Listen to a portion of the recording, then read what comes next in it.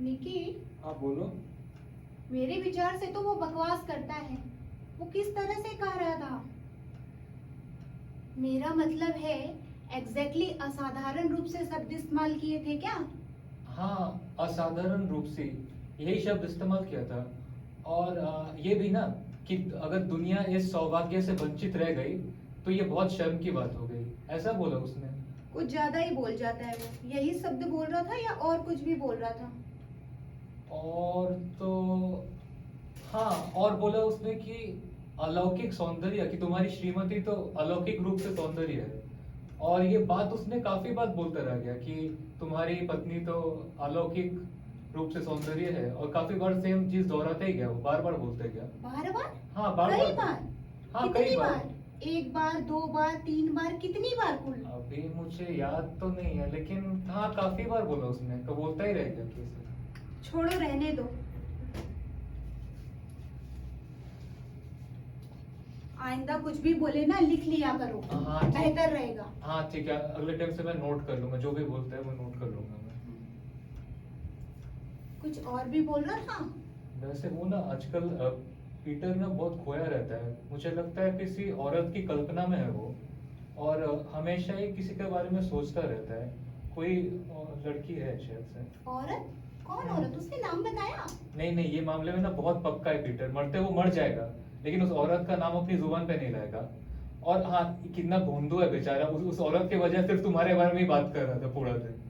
छोड़ो, हमें क्या लेना देना। वैसे कल उसको डिनर पे बुलाया है ना? नहीं नहीं, वो नहीं आ पाएगा, मैंने बात किया था कि, लेकिन वो बहुत बिजी है आजकल, मतलब। परसों बुला लो।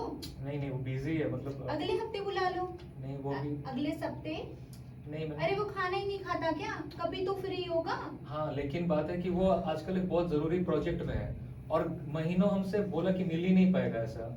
तो तो हाँ, और ये भी बोल रहा था ना कि मुझे तो सब्र का फल मीठा ही मिलने वाला है, ऐसा ही उसने बोला।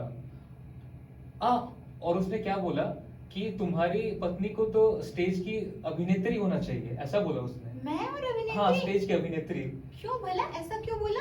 अरे मैंने लिख के रखा है, एक मिनट। हाँ हाँ, आराम से बताओ। हाँ, और वही बताना जो उसने हाँ, कहा था। हाँ हाँ, एक मिनट एक मिनट, मैं लिख के रखा है, देखो। उसने कहा, जिस नारी के पास इतना आकर्षक व्यक्तित्व है, वौद्धिक प्रखरता है और कोमल संवेदनशील स्वभाव है, उसका केवल हाउस वाइफ बने रहना कला संसार के प्रति अन्याय है। बस, मुझे नहीं सुनना। नहीं, और सुनो ना, और आगे उसने क्या किया। ऐसी नारी से रोजमर्रा के तुच्छ कामों की अपेक्षा करना जघन्य अपराध है। बस निकी, बस करो। ऐसी ऐसी देवीय प्रकृति को समय और आकाश की सीमाओं में बांधना असंभव है, ऐसे बोला। प्लीज निकी, चुप हो जाओ। और पता है क्या बोला लास्ट, उसने बोला अंत में कि अगर मैं स्वयं कहीं उलझा ना होता तो तुम्हारी पत्नी को तुमसे छीन लेता। हाय राम, ऐसा बोला हाँ, उसने? ऐसे ही बोला। और फिर तुमने क्या बोला निकी? मेरे लिए वो जानना जरूरी अरे है। मैंने कहा, अरे छीनने की क्या जरूरत है भाई, तुम ऐसे ही ले लो, मैं कोई तुमसे डुएल थोड़ी लड़ने वाला हूं, ऐसे बोला उसने। आज के बाद से ना मुझे उसके बारे में सुनना है, ना मेरी बात उसको सुनाओगे। मुझे कुछ नहीं सुनना है। अरे लेकिन मैं कहाँ बोलता हूँ कुछ, वो खुद ही तुम्हारी जिक्र करने लगता है। और अब पता है आज क्या बोल रहा था, बोला तुम तो अपनी श्रीमती को अंडरस्टैंडिंग नहीं करते, अपनी पत्नी को तो तुम समझते ही नहीं, ऐसा बोला उसने। और भी कुछ बोला उसने, देखो उसने लिखा है।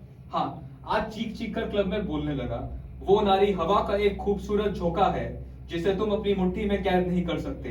वो एक आवाज है जो दीवारों से भी छन जाएगी। अगर मैं तुर्गने होता तो उसे नायिका बनाकर एक उपन्यास लिख डालता, जिसका नाम रखता मचलती आरजू या जज्बात की देवी। बहुत ही अजीब आदमी है वो। छोड़ो निकी, मुझे नहीं सुनना। मैं सो रही हूँ। Good night. तुम भी सो जाओ। ठीक है।